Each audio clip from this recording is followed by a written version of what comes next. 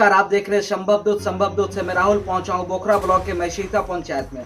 और महिषौता पंचायत के सामर गांव है और यहां से भावी मुखिया पद के उम्मीदवार के प्रतिनिधि हमारे साथ जुड़े हुए हैं। आइए जानते हैं उनसे इनका परिचय। नमस्कार सर। नमस्कार। अपना परिचय रखेंगे? मेरा नाम हुआ सुधीर पाठक जी।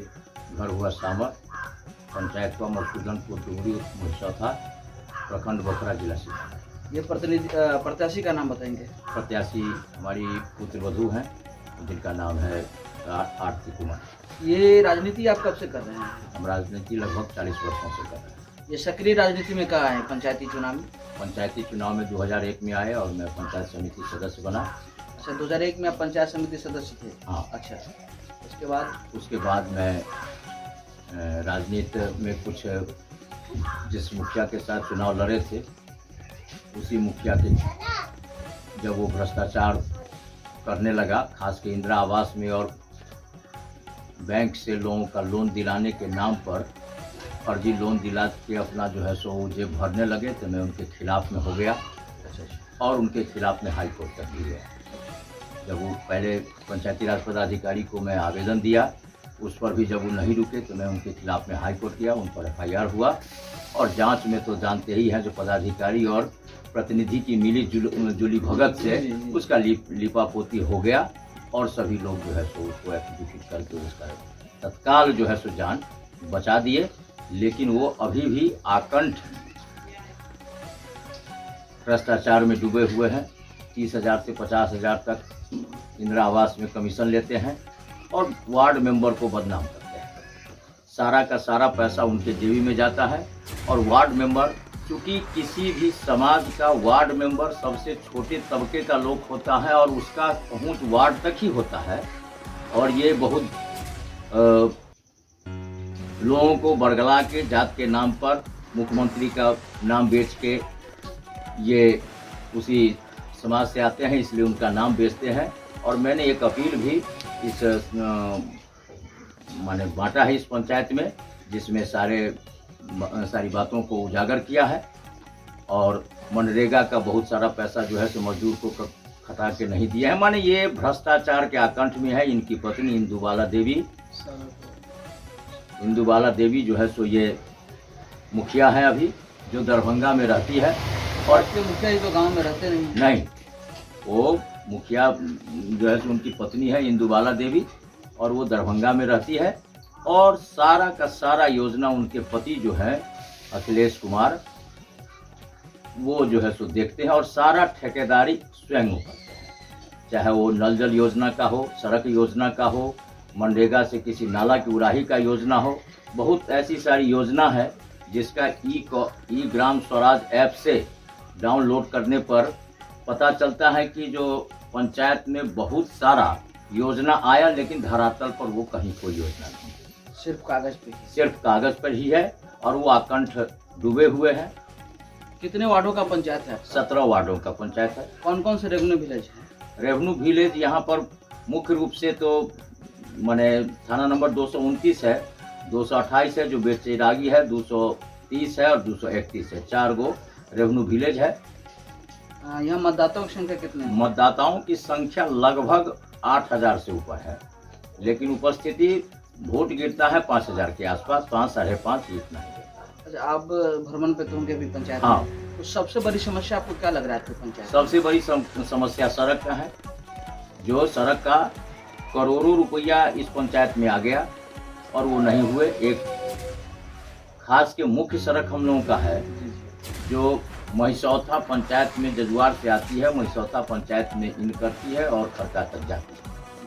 उसका मुख्यमंत्री ग्राम सड़क योजना से 3,88,000 का योजना बना, 3,88,00,000 का योजना बना, 21,58,000 का अनुरक्षण राशि उसके रखरखाव के लिए हुआ। लेकिन हम कृपा यदि होगा इस पंचायत के लिए भी, यदि उस सड़क पर का जो है सो थोड़ा सा चित्रण कर लेंगे, देख लेंगे। यदि उसी सड़क से यदि आप खड़का से आए होंगे या वैसे ही जाइएगा तो देख लीजिएगा जो 6 महीना के बाद पैदल चलने लायक नहीं रहा। इसके बाद बाढ़ के नाम पर, बाढ़ तो इस बार आया नहीं, बरसात के नाम पर वो सड़क टूटा। जब मैं हल्ला गुल्ला किया और बरसात में मैंने वीडियो को जाके कहा, तब जाके जो है सो उस पर मैंने कुछ ईंट रोड़ा पड़ा, लेकिन वो भी चलने लायक नहीं है। आप 4 चक्का से 2 चक्का से नहीं चल सकते हैं, पैदल भी चलने में असुविधा है। उसका मैं कुछ नमूना देता हूँ। अपने मोबाइल में हम किए हुए हैं, जो कुछ सड़क वो किए हैं 2 नंबर के ईंटा से, जैसे बकोरी में, जैसे बठौल में, जैसे सतेर में, जिसका 2 नंबर का ईंटा दिए हुए हैं। यदि आपका आदेश हो, आग्रह हम करते हैं तो हम आपको जी बिल्कुल, ये आप दीजिएगा, इस वीडियो को मैं देखूंगा। लेकिन नल जल की क्या स्थिति आपको पंचायत? नल जल की स्थिति है, जो 2-4 गो नल जल ठीक है, जो समय से पानी आता है, लेकिन बाद बाकी जितना भी नल जल है, चाहे वो सतेर का नल जल खास के और बकोरी का, चाहे मैसौथा का, वो सब नल जल जो है सो किसी का टोटी टूटा हुआ है, किसी का जो है सो जब जोर की हवा बहती है तो वो टंकी जो होता है सो वो गिर जाता है, और कहीं कोई व्यवस्था नहीं है। सिर्फ नल जल के नाम पर लूट खसोट मुखिया जी मचाए हुए हैं, और वार्ड मेंबर को डरा के, धमका के, वार्ड मेंबर को फुसला के, बहला के, उनको कुछ दे के सारा का सारा योजना वो स्वयं अपने, उनके जो मुखिया जी के प्रतिनिधि हस्बैंड है अखिलेश कुमार, वही एक सारे योजना को। अगर आप चुनाव जीत के आते हैं तो सर्वप्रथम आपके लिए क्या रहेगा? सर्वप्रथम मैं भ्रष्टाचार मुक्त पंचायत दूंगा, जात मुक्त पंचायत दूंगा, और आपसी सौहार्द पूर्ण वातावरण में ये पंचायत कैसे रहे, इसकी व्यवस्था करें। अच्छा, एक बात, आपने जातों की बात जो कही, तो ये पंचायती चुनाव में जातिवाद हावी होती है, ये क्यों? ये मानसिकता अभी तक होता है, क्योंकि ये हमारे बड़े बड़े नेताओं का दिन है, जो एक तरफ जातीय जनगणना के लिए नेताओं सब प्रधानमंत्री से मिलने जाते हैं, और दूसरे तरफ कहते हैं जो जातवाद खत्म करो। और मैं इस पर विश्वास नहीं करता हूं, क्योंकि सबसे कम जात का मैं हूं, लेकिन किसी भी प्रतिनिधि को मुझसे ही लड़ाई है, चाहे जिनकी लड़ाई हमसे हो। इसका साफ तौर पे ये बात हुआ कि आप जातिवाद राजनीति नहीं, जातिवाद राजनीति नहीं करते हैं। मैं विकासवाद का राजनीति करूंगा, भ्रष्टाचार मुक्त का राजनीति करता हूं, और भ्रष्टाचार के खिलाफ में ही जिस आदमी के साथ मैं चुनाव लड़ा, जीता, उनके खिलाफ में उसका प्रमाण है, जो मैं पहले उनको रोका, इसके बाद टोका, जब वो नहीं माने तो उनके खिलाफ में मैं आवेदन दिया जिला पंचायती राज पदाधिकारी को, और जब उस पर भी वो नहीं रुके तो मैं उनके खिलाफ में CW जैसी फाइल करके उनके खिलाफ में जांच करवाया, उन पर FIR हुआ।